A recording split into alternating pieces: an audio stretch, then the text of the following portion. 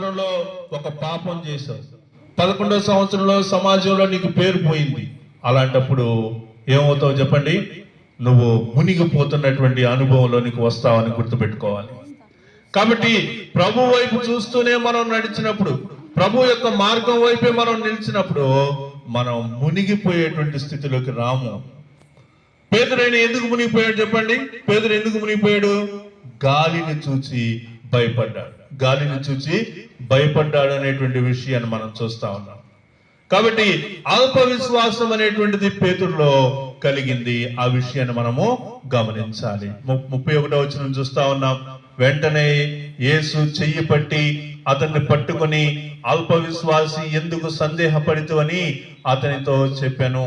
కాబట్టి పేతురు యొక్క జీవితంలో మనం గమనిస్తున్నటువంటి విషయం ఏంటంటే అల్ప విశ్వాసి మనం అల్ప విశ్వాసం